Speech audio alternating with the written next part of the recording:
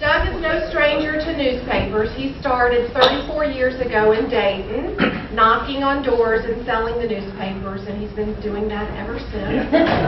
And he later became the publisher of the Dayton Daily News, and then he moved on as publisher of Palm Beach and then to corporate. And as you all know, I think I was sitting in this room when I got the email back in March that he was going to be our new president. He's been married for 32 years to Teresa, and he has 2 sons, Mark, who lives in South Florida, and Kyle, who lives in Shanghai. So he'll tell you, he'll have these nice clothes, and he'll go, I'm only paid like $3. This one I'm wearing today is actually free. Yes. He's on the road visiting with employees to share his vision and values and to hear what's on your mind. So after his presentation, please feel free to ask him questions. And please join me in welcoming Doug Franklin.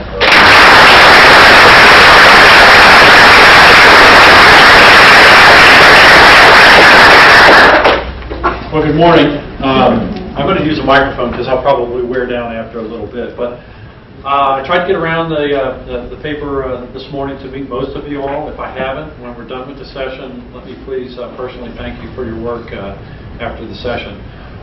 When I recently was appointed to the president of CFG, the first commitment I made was, as I said, I want to get in the field and talk to everybody and thank them for the work and what you do. What I try to impress upon our corporate peers that I have in Atlanta is I know where my paycheck's paid from. It's not paid in Atlanta. It's paid from the great work that you all do in Austin, San Antonio, Houston, San Francisco, Honolulu, Dayton, Ohio, Palm Beach, the Atlanta markets that we have. That is what makes Cox a great company. It's not because of any great holding company or what we do. It's the great community brands that we have. The local content, the local sales, the local work that you do in Austin, Texas. And we're very proud of you. We're very proud of the Statesman. I'm glad that you continue to be part of the family and be part of the family for a long, long time. So as part of my commitment to come out and talk to everybody, I wanted to share with you all about what Cox Media Group's doing, how we're going through all of the media transitions and the challenges that happen, both to newspapers, radio, television, our direct mail businesses. We all have the digital disruptions that are going on in our businesses, so we'll talk about that. I wanted to start off with a brief video that shows you a little bit about Cox Media Group, who we are, and all the great local brands that we have in the marketplace, all the great employees and the great work that we do. And so I want to share this video with you to start off with, and then we'll talk a little bit more about Cox Media.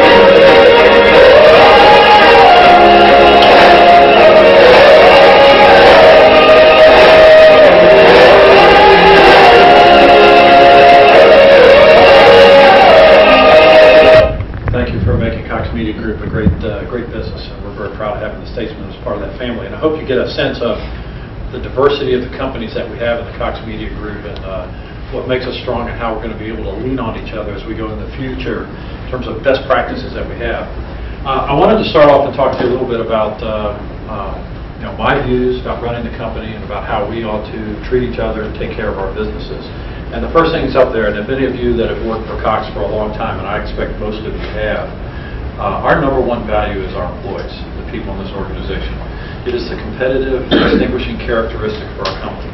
And those of you that have worked for different competitors or different businesses, I think and I hope that you appreciate and understand how we take care of people in good times and in bad, and how we have to go through difficult periods, and how we take care of ourselves and treat our people as we go through that. It's important to me that we see you grow in the organization, and we'll talk about different things about how you can grow in the organization, but I want you to personally be a better person as you work for this company. I know that that's going to pay back for Cox because most of you will work for Cox for a long, long time in most of your careers. But those of you that make changes and all that, very proud that you've become a stronger person working for Cox. You've heard me mention and talk about what makes Cox great and what makes us strong is our local content, local sales, and local brands. Those relationships we have with our advertising clients, with our audiences, and our position in the community and the marketplace is very special. Digital competitors that are coming after us, the Googles, the Yahoos, you name any of them that are starting up, they very much cherish and want to have what we have, and we have to protect that and defend that, but we've got to leverage it. We've got to get into the digital transition game even more aggressively in terms of where we have to go, but we have a very special position that we have, and we need to hold on to that and grow it. We talk about all the changes that go on in the company, and you all know Sandy Schwartz. Sandy was a publisher here in Austin, and very smooth transition. We're glad that Sandy moved over to Mannheim. It's an important division for Cox Enterprises. We really appreciate his leadership for CMG. He's a good friend of mine, and I'm glad that he's in Mannheim to drive that business because that needs his leadership as well. I'll stand over here. So the transition that we had is very smooth. So the strategic direction that we're taking the company is going to remain fairly stable, but that doesn't mean that there's not going to be change. We're going to continue to have a tremendous amount of change in the organization because of what's happening to us externally around in the business. We are profitable. We are strong. The American-Statesman, the Also American-Statesman, is a profitable and strong newspaper. You all should be very proud working for the Statesman. You all are our strongest newspaper, your strongest newspaper franchise. You're in a good position to continue to drive for a long, strong future.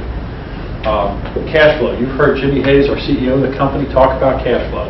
And there's nothing wrong with us talking about profits and being a strong business. It's important for us to do that so that we can have that cash flow to reinvest in our businesses. And we'll talk about how we want to invest in adjacent technology companies that surround us in terms of our local content and local sales. We're good at that, but we're not a technology company. We're far from that. But we need those tools to make sure that we can transition and drive, and you'll see this kind of continue to move towards in that space. The media business is changing. I don't have to sit here and talk to you about the digital disruptions that's going on in any of our businesses. You need to know that they're going on in the same space in radio, television, and our direct mail business. They're the same aspects that are going on, and we learn from each other about how we're going to adjust and attack to that. And so when we formed CMG, one of the things we talked about is all these best practices that we can come together with and use, whether it's some of the great research tools that radio has done and some of their strategic work, to how TV brands and markets itself. We like to talk about how newspapers have deep relationships with clients, very strong in the digital space, because we knew a decade ago that we were going to be threatened by the digital space, and we're much stronger than most media platforms in that space. But I also want you to know that we're not going to homogenize the business. We're not going to take everything and make it look the same. There are special skill sets that you bring to newspapering and to publishing. There's special skill sets that are in television and radio and in our direct mail business and our digital business. We need to respect that and make sure that we continue to drive those things that make those businesses very special. But to the extent where we can share things and we can drive things, we're going to do it, because I think it's going to make us a better newspaper, a better radio station, a better television station. One of the things also that I feel strongly about is communication. I hope you get our monthly emails. If you haven't met Andy McDill, our Director of Communications, say hi, Andy. Andy, Andy has a clicker. That's really not a clicker. It's a zapper to keep me on schedule. You see me jerk up here once in a while. But Andy does a great job in the communications work and trying to tell the story of CMG and make sure that you know what's going on in our business. One of the things I think is very important is to inform you about what's going on so that you can make both professional decisions about how you manage your work and the things that you do, but also manage your career. I want you to know up front about how things are working, what's important, and how we conduct our business. So communication to me is a very important tool. I do a lot of it. I expect all of our leadership to do that too, and you should hold us to a high standard on that. Teamwork, consensus, a really important tool. I think it's important that we do that, but you better do it damn quick. For newspapers, that means 6 weeks, not 6 months. So when we talk about projects, I know we have big projects that take on, but they better be chunked down in things that you can accomplish quickly. Because what's happening in the space in all of our businesses is that we have to move rapidly in decision making. So I'm really a big fan for consensus, but you better get to an agreement pretty quick and move quickly. So when we talk about the Cox Media Group, we've got great broad geographic diversity, which is good. We have some really neat businesses. You all know about the Valpak Blue Envelope business that we're in. We're the largest direct mail co-op coupon business in the country, 40 million households a month, tremendous national reach and partnerships. The Cox Reps businesses, which is television advertising rep business for all of the local broadcast stations. We are the #1 business in that marketplace and do very well. And we've leveraged that to create Cox Digital Solutions, which is basically trying to rebuild the Cox Reps business in the digital space. And we think we can do that because of our relationships with advertising agencies and with publishers and broadcasters. So when I talk to our managers and our senior leaders about managing Cox Media Group, I try to distill things into simple buckets, simple communication things that we talk about. So there are 3 things we have to excel at: cash flow, innovation, and talent. If we do these 3 things very well, we have a long, strong future ahead of us. We need to continue to drive our cash flow and our profitability so it fuels the innovation side. That's where we're going to have to invest in different parts of our business so we can continue to change. And the last thing is talent. I talked to you about how people and our employees are the most distinguishing characteristic for our company. We need to continue to invest in talent and grow people. I want somebody that's coming up behind me in all of our leadership roles that can continue to drive this company. Many of us have been with the company for a long, long time. I've had a really strong career. I want our young people to have that same fruitful, long career that many of you have enjoyed for a long time. So we talk about the innovation, the digital side. We talk about the sales, the content, and the innovation in our core business as well. We have, in the newspaper side, done a great job in trying to drive digital business, and we have trainers now that drive digital sales, and we talked about the Cox Digital Solution. You all are going to be inheriting a new content management system, Medley. I don't think that's in newspapers until later this year, I think towards the end of the year, to change over so that you can be able to move content more freely and fastly, build your own sites, be able to push content in the local, mobile, social space very well. Very proud of the Austin American-Statesman in terms of the digital work you do under Tim Lott's leadership, in terms of what you do, especially in the social mobile space. It's really important that we teach each other how to do that. And Austin is somebody that is a group that you can teach a lot of our businesses about that. When we talk about innovation on the core business, we've been innovating our businesses for the past 3 decades. We've been changing every decade with changes in the business, and we're going to continue to do that. One of the things that I mentioned here is the Project Horizon work that's in our back shop, IT, finance, HR, things that support the business. I feel strongly that these are areas that have to be as efficient and effective as possible so that we can maintain the maximum amount of resources for local content, local sales, and our local brand. That's what makes our business. We need to invest and protect our local content, local sales. If we can do anything to be efficient and effective in other areas, we ought to do that because that's going to be our lifeblood in the future. When we talk about technology, one of the things I talk to you about is these things are happening to us across all of our platforms. So we're going to talk about smart tablets, smart phones, smart inboard dash radio devices. It's all happening to all our platforms. One of the things I talk about when we talk about newspapers is 10 years ago, we weren't sure what the pathway was for newspapers as we transitioned from print to digital. I really like the things like technology like the iPad and what you've got. So as a newspaper reader, I really enjoyed reading my newspapers on the iPad. Of course, I can do it anywhere, anytime, which is one of the neat things about it. Well, that's a great transition that we had that we did not have 10 years ago. Kind of like, well, where are we going to go with newspapers? And what if print starts to continue to fade away? We're going to see tools and devices now that we can continue to do our local content, local sales. I think the Statesman went up on the iPad app past couple of weeks, month. Mid-May. And so I think that you'll see that continue to mature and grow and get better each time as they change programs. Smart TVs. This is an issue for Cox Cable. It's also an issue for our local broadcast, that they can bypass the traditional distribution methods. It's no different than what the iPad's doing to bypass trucks on the road and newspaper delivery to the household. So there's smart TVs out there now that are web-enabled, and you can get all of your programming via smartphones or smart TV devices.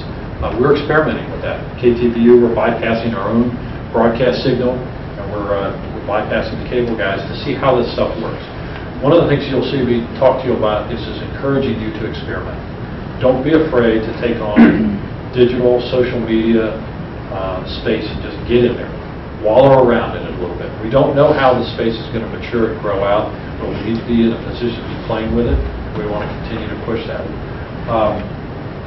One of the things we talk about on the television and radio side is a big thing for them is whether we can get chips in mobile phones and mobile devices for broadcast television and radio. Broadcasting is a great technology in terms of reaching out to the masses.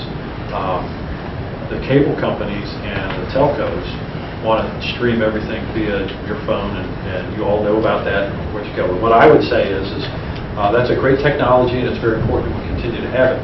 They're trying to grab more of our television spectrum because they want to be able to drive video through that, which is very important. The issue is it's going to be really hard for 100 million people to watch the Super Bowl at the same time on their iPhones. And so the broadcast technology is very good, and if we can get that into devices, I think that'll give some resurgence to the broadcast side on that. And then we talk about radio. Radio is driven primarily by in-car auto listening. And what's going to happen with smart dashboards? They're going to be Wi-Fi enabled, they're going to be HD radio enabled, and these are big things that we're working on, and Cox is leading some of the radio industry and some of the discussion, trying to work with auto manufacturers about where to go. So when we talk about what's happening to newspapers, these things are happening to all of our media businesses, and there are a lot of great learnings with it. I will tell you that one of the things that has to happen is we can't go it alone. You have to band together either with other newspapers or your competitors in the traditional media business in the marketplace to succeed long haul. Because while we are large in print in Austin, Texas, we're still this big when it comes to the digital space in Austin, Texas. Our share as a local is good, but what do you rank as 10 when you go 1 through 10 of all websites? Where do we make 10?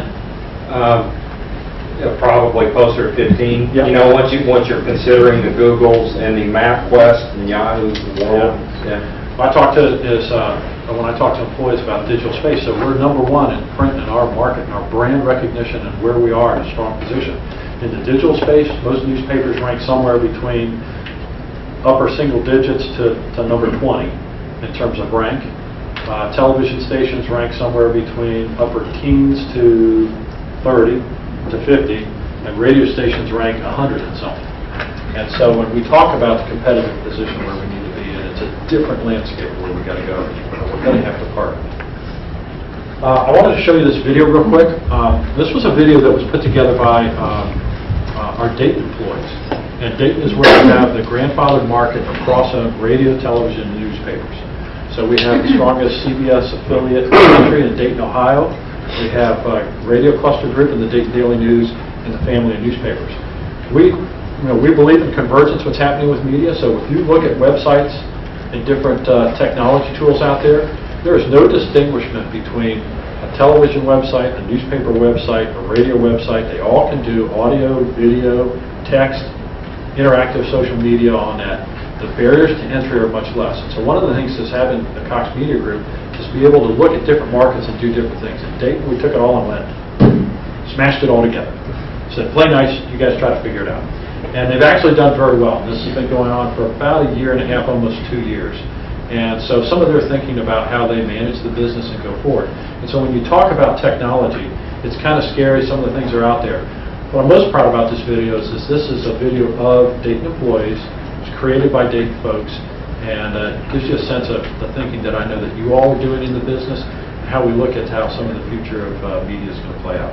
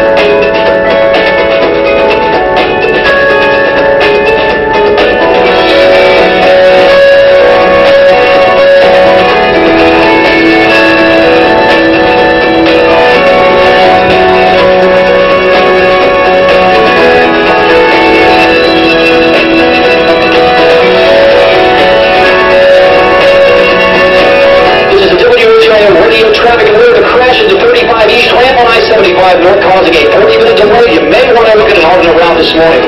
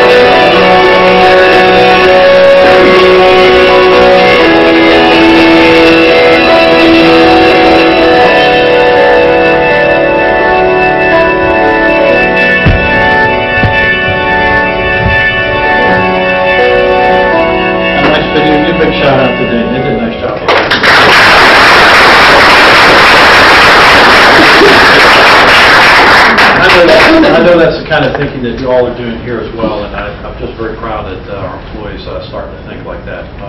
That's really neat because that was all Dayton employees, including the children in there were children of Donna Hall, who's our VP of marketing there. Her two boys are a hell of a lot nicer than my two boys. I can say that. My boys are 25 and 21. They're tough. They can handle it. The last thing, we talked about cash flow, we talked about our innovation and the work that we have to continue to do, and the third thing is the pillar of talent and what we do here in terms of having you grow in the organization. One of the tools that we use is the Employee Opinion Survey. Thank you for the work that you're doing in terms of responding to the employee survey. That is important to me personally, it's important to Jane and to all of our leadership. We review the results. It helps guide us about what's working for you, making sure that you can grow and that we're doing the right job, communicating with you and doing the right things. Thanks for doing the follow-up. We had a quick follow-up survey this spring.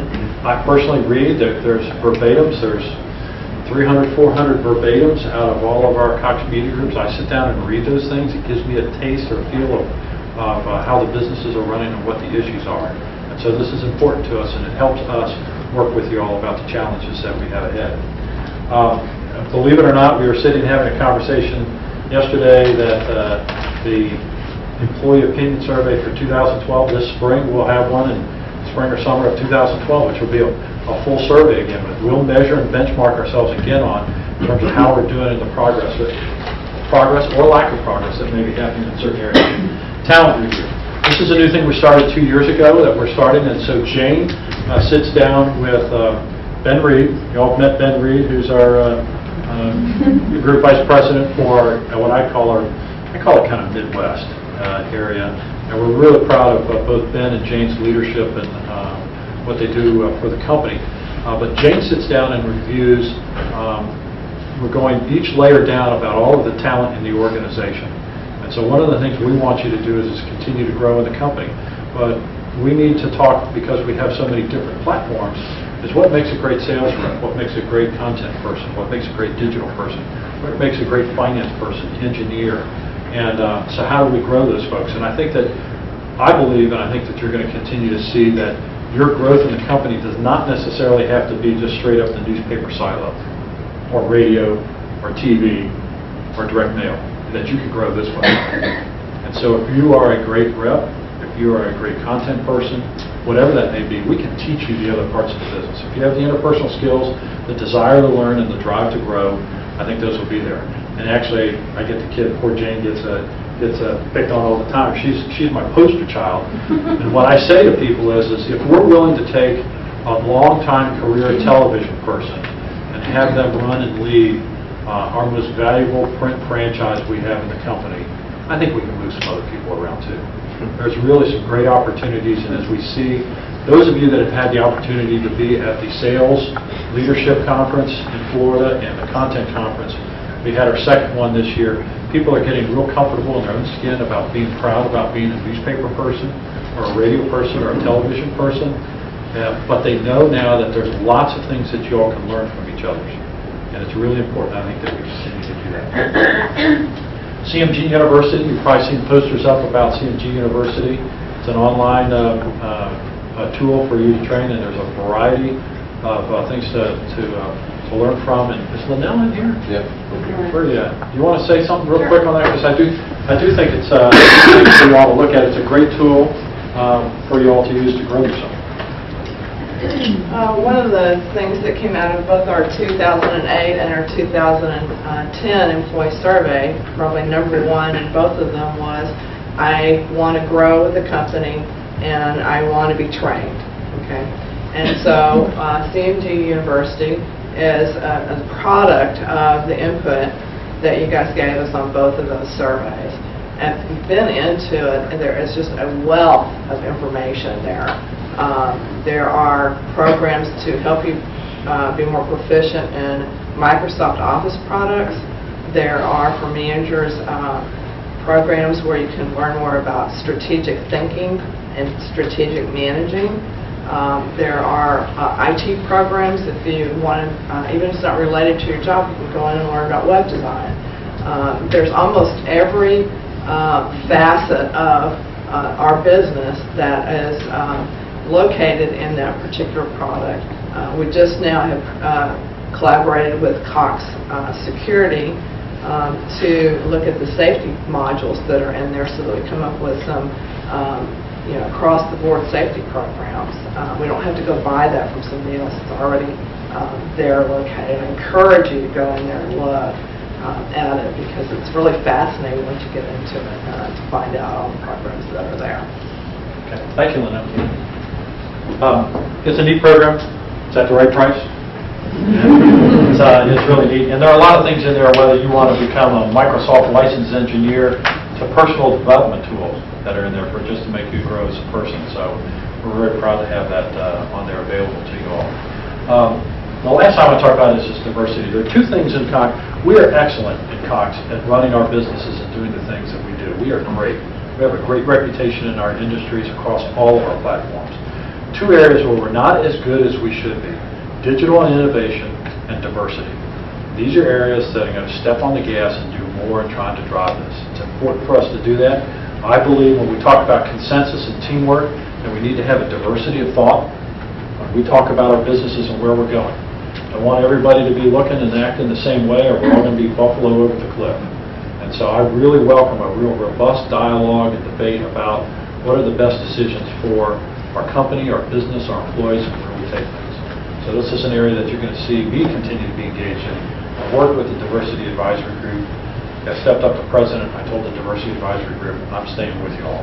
So I'm going to, they have a meeting in Dayton, Ohio next month, and I'm going up to hang out with them and continue to see what are the best practices and things we can do to move the needle on that. I wanted to close out on a couple of things. One, a lot of small words here, so don't worry about having to read it all, but what I'm most proud about is there's a lot up here because these are accomplishments of the Austin American-Statesman. We're very proud of the work that you do. We're very proud of the Statesman. We talk about that a lot. I know we went through this transition of having you up for sale, and we took you off the market.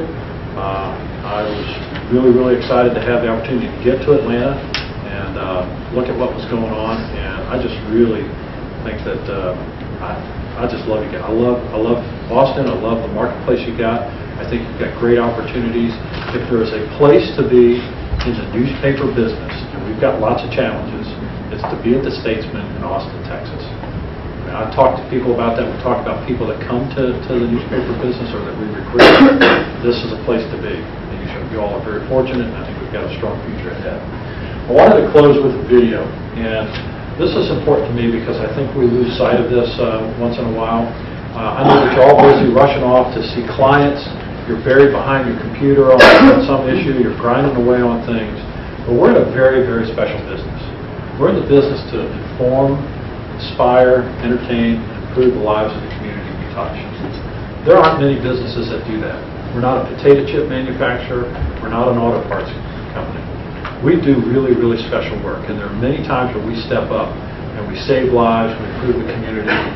I'll talk about in Birmingham, Alabama, just this spring, where our Birmingham urban radio stations turned off their music a couple hours before the tornadoes blew through Alabama, and went all news and talk and weather forecasting to forewarn the residents about what was coming and the challenges there. They saved lives, lots of lives. They were on the air and they had people calling on cell phones to the DJs, telling them where their address was, and they were buried in the basement. Would somebody please come and get them out? A couple hours later, in Atlanta, Georgia, our WSB-TV meteorologists, they turned off their primetime ABC newscast and went all weather for the next 5-6 hours from 8 p.m. to about 1 a.m., talking about where the storm cells are, where they're going, and saving lives. You all are part of some really, really special businesses, and don't forget about that. It's something that you should be very proud of, and that we take that responsibility very seriously, and we're very proud of the work that you do for the community and the Austin community. So I wanted to close with this video. It's a little sketchy. You said it's not translating here in Austin for some reason, but I wanted to share this with you. A lasting community is made strong by common goals and struggles. It's more than just living in the same neighborhood. We're responsible for showing concern for one another. From its earliest days and in the decades following, our country has valued freedom of speech, and our nation continues to hold high standards in news gathering and reporting. At Cox Media Group, we serve our community by inspiring, informing, and entertaining, connecting us to our local region. In times of devastation as well as celebration, we do much more than give an eyewitness account. We are passionately involved in so many ways. Local meteorologists called out the town of Pleasant Grove as the mile-wide tornado roared across the heart of Dixie. Knowing severe weather was on the way, Chris showed the girls where to go. The basement saved their lives.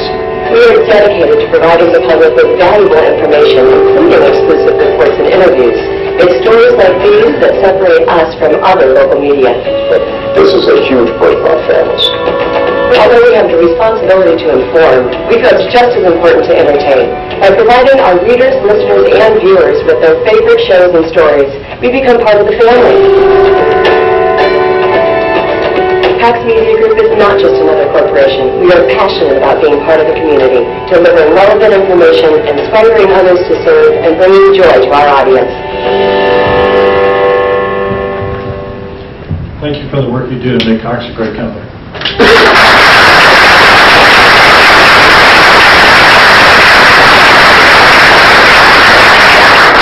All right, I'm going to stop rambling. I assume we got a few questions. And do you have to raise your hand so fast? So, from time to time in the newsroom, we hear rumors that we're going to be sold. Why would that question? As recently as yesterday, as a matter of fact. I think you got confused with me shutting up.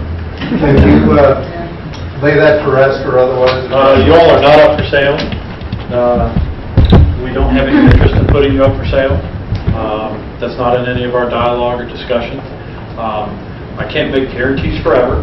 I think it'd be foolish for me to sit up here and make lifetime promises about things because of what's changing with our business, but that is not our intent. We're we're very happy with the work that you all did and do, and that when I got to corporate, this is one of the things that I felt strongly about, that Austin was an important market. We really like our footprint in Texas and Florida and some things we do. People ask me all the time about what's our acquisition or de-acquisition strategies about for the media group. You're not going to see us buy a lot more television, radio, or newspapers. I think you're going to see us invest in the technology around our business to help us be strong and continue to transition. We do like clustering. We like our radio clusters. We like what we do in Dayton with newspapers, radio, and television. We have it in Atlanta. We also have radio and television in Orlando. So if there are opportunities to cluster some things, we think that helps extend each of the platforms for as long a period as possible as we transition to the digital side. But those are hard to pull off. But we're very happy with the Austin American-Statesman and hope to be part of the Cox family business for a long time. Yes, sir. Yeah. Where do you see the greatest potential for growth in the digital sector for newspapers? And we've been hearing, there's been discussions about looking into charging for content online. Can you tell us about those discussions, and what do you think that's the future of? Where's the growth for newspapers and digital, and are we charging for content and the direction we're going? A couple of things. In the media side, I think on the growth side,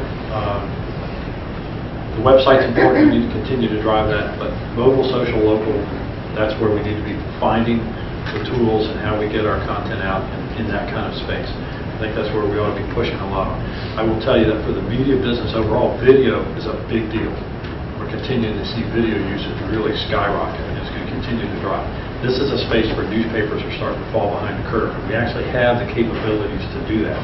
But TV stations are going to get smarter and smarter at this. They're behind the curve, but they're going to push on, push ahead of us in this space.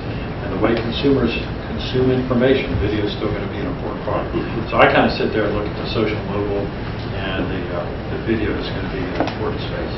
When it comes to the iPad app and newspaper content, I have a fairly simplistic view about paying for content and all.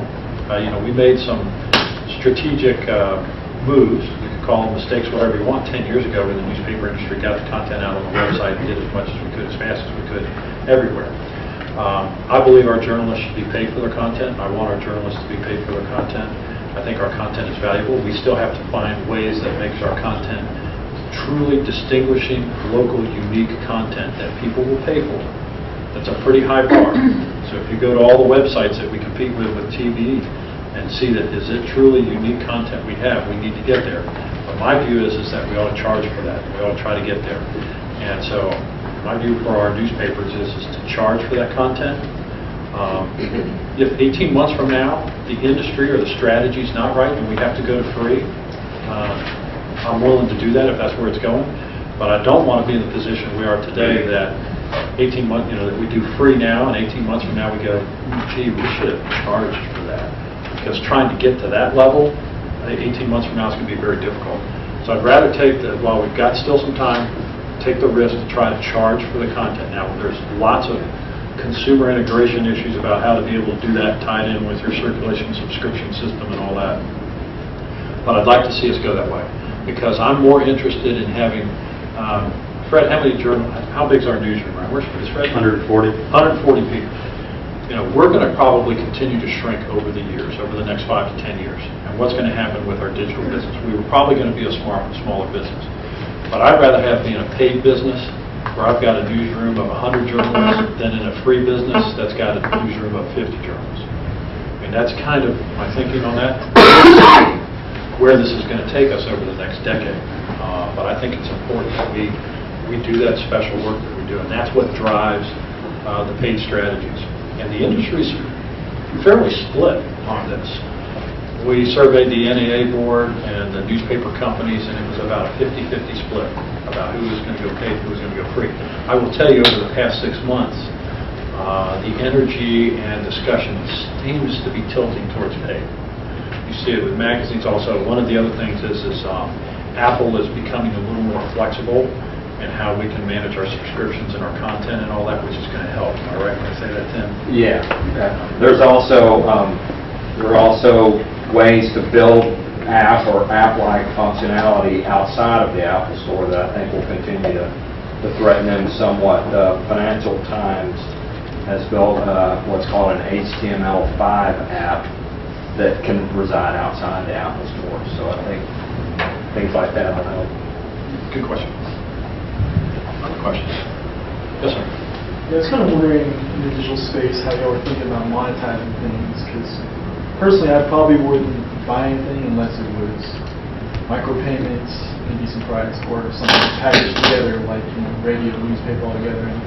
And local is very important to me because I get the other news other places. How do you monetize digital? Hey, if you got the answer, let me know. I mean, this is the strategic things about the bets that we're trying to make and what we need to do. This is why we want to experiment in the social mobile side, because they're still challenged about the other digital companies about how they're going to monetize that. But we know we need to build the audience and aggregate audience and build that. Not a perfect answer on this one. I think this is back to where we play in the space. I am concerned about, do we truly have unique valued local content that people will pay for? There's always been an industry debate is whether our newspaper subscribers have been paying for our content or have they been paying for the convenience of delivery of the newspaper thrown on their doorstep or in their driveway. And so you can argue with the iPad that are they paying for the content or are they paying for the convenience of delivery? So I don't even have to get out of bed. I can read the newspaper. I can be in Austin, Texas and read the Atlanta Journal-Constitution. Am I willing to pay for that convenience? So there's some debate there about how that might play out, and if there is, I think there is a convenience factor. The other thing is there's research we're starting to see, and this is one of the things that's an advantage of being part of a larger company and part of different platforms and seeing what's going on. We have the same issue in video. Hulu, the different devices that are coming out and the application set on the video side, they have the same debate that's going on. And what's happening is that if it's on the computer and the website, it's free space. People just think that way, that's the way it's been. There is a growing consumer receptivity or understanding that I may have to pay for some things on my iPad app. It's about the apps and the things that are on there. So there is some windows of opportunity, but we'll see. I don't think that anyone, Tim or myself or anybody else, could sit up here and declare what those pathways are going to be or how they're going to play out. I think we need to play in all those spaces, and maybe we'll take one of our newspapers and be a little more free and do something a little different. Some papers will do paid to see how we're experimenting with that. But it's a vexing, challenging issue about whether our content is going to be a valued paid product or not. Can I just make a comment? Yes. I mean, I think personally I'm willing to pay for things, but it better be on demand, because I've been off cable and radio for probably 10 years, and when Blockbuster fell, we were all giving the lighter off because we got views. And I think the thing is, like, they're not going to control my time anymore. Absolutely. I'm going to control my time. We have a huge issue with all of our businesses. Broadcast newspapers is all 1 minute. We're a big megaphone. We're not generally as interactive, and we're not on demand. And so the ability to create that, also what the demand is.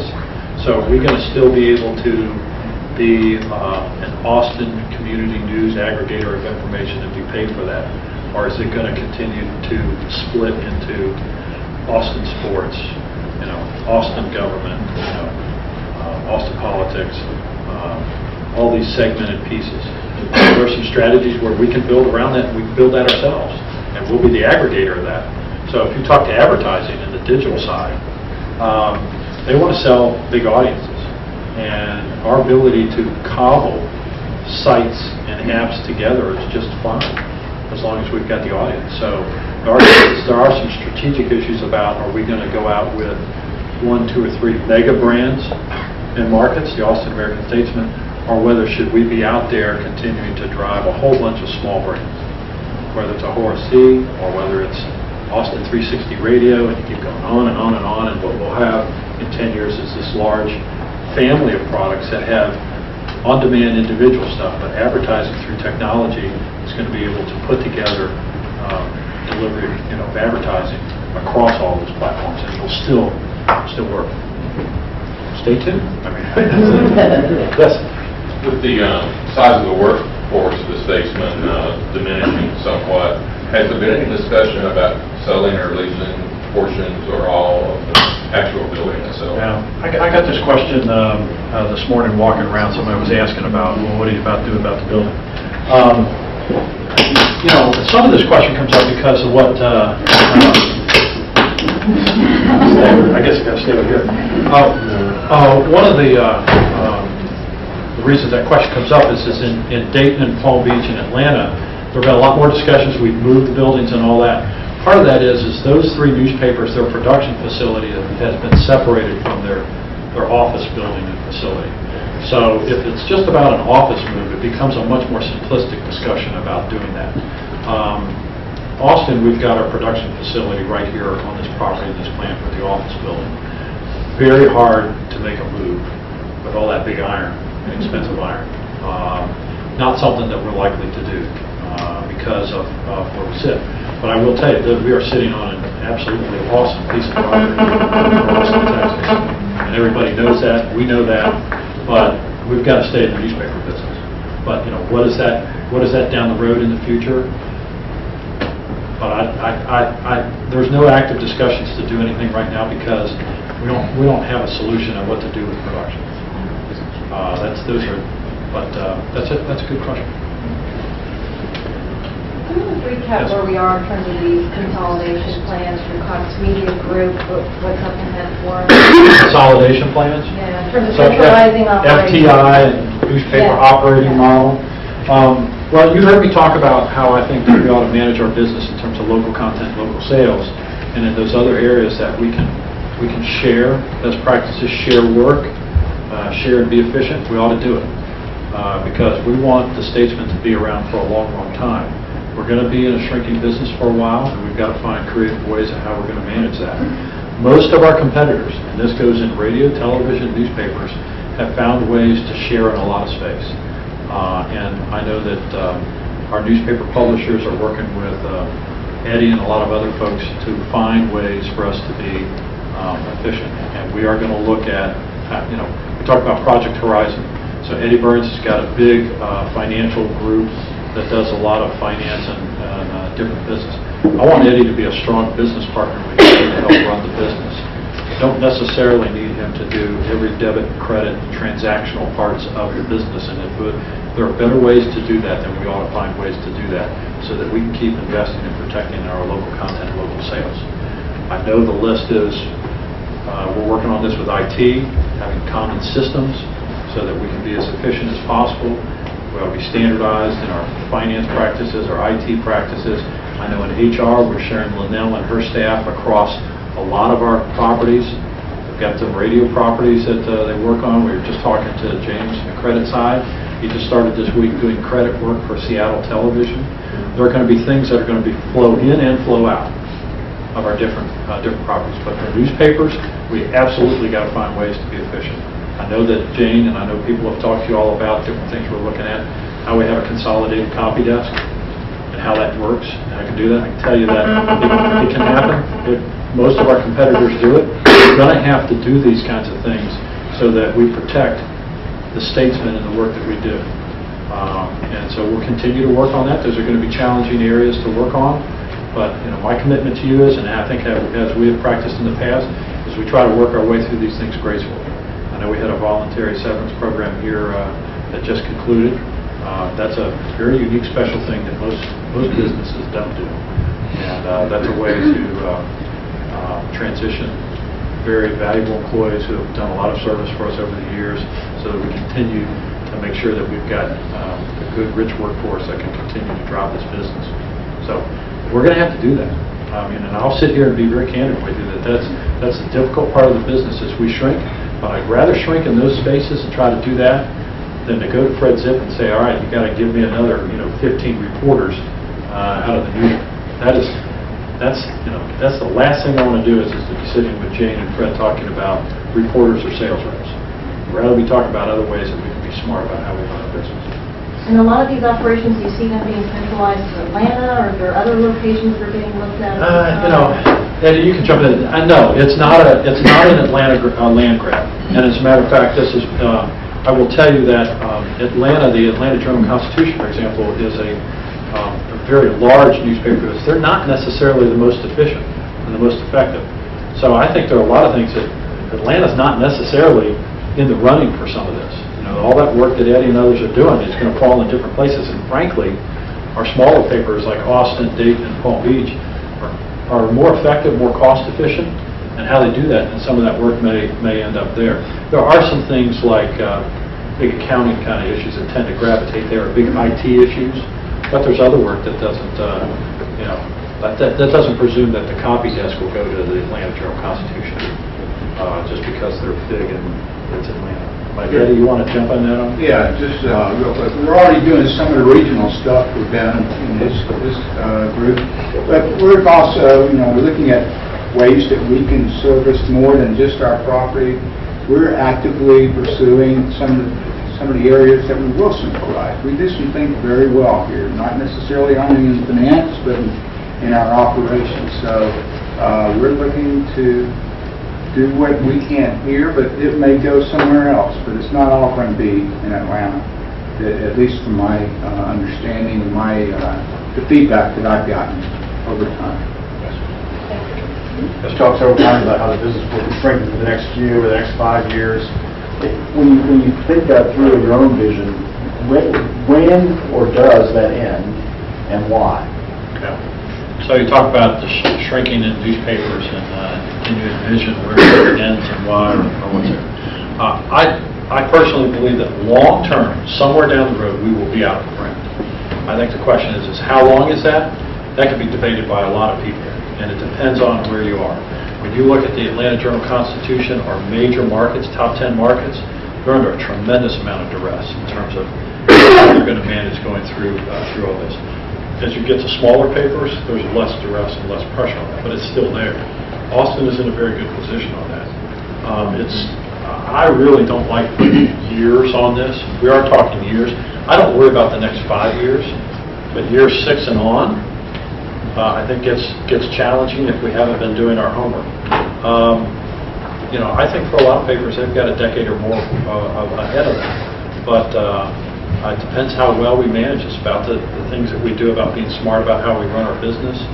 And I think that what we need to see is we don't really have as big an audience problem. Our circulation and the audience and the size we have is awesome.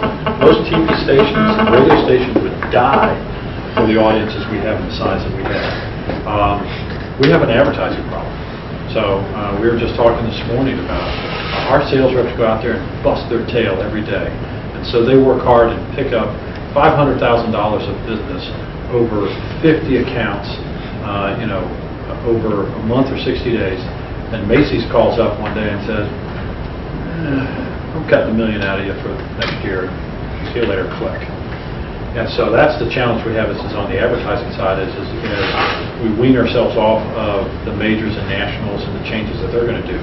Because our local business is going to continue to be strong because local content, local brands, our local sales. So we continue to do it. But we're going to have to wean ourselves off of that a little bit. And we're going to continue to have some problems probably in the preprint side a little bit. But I think it's a long process that goes like that. If we hit another giant recession, that could cause us some more problems. But I think that we've still got room to work. I look at how other papers operate and where we're at. We still have some headroom to work on. I will tell you, I'm not a fan of furloughs. We were talking about Gannett and some other papers and the Media General now got 2 to 4 weeks where employees are taking time off without pay. I think that we ought to reward our people and pay our people properly. If we have to size the business the right way, we need to do that. But I don't think that's the way we want to manage long haul. I think that's kind of a water torture strategy that's not my beliefs about growing people. One more? Hey, one thing to wrap up with that's important to me, and you're kind of heading into the 4th of July. you all do awesome work for us. You spend a lot of time here. I was walking through the plant last night, and one of the graphics guys was here at 9 o'clock at night wrapping up work, and I know that you all do that kind of work yourselves every day. And this business is very challenging, consumes a lot of your time, takes you away from your family and friends. It's important that you take care of your family and friends. We want you here for the long haul. We want you healthy. We want you happy. Make sure you spend time with your family and friends. This place will be here for a long time. I know you're very committed to the work. We're very proud of everything that you do. We're proud of the Statesman. So give your family and friends a good hug this weekend. And we're very fortunate to have you. And it's my pleasure to be with you.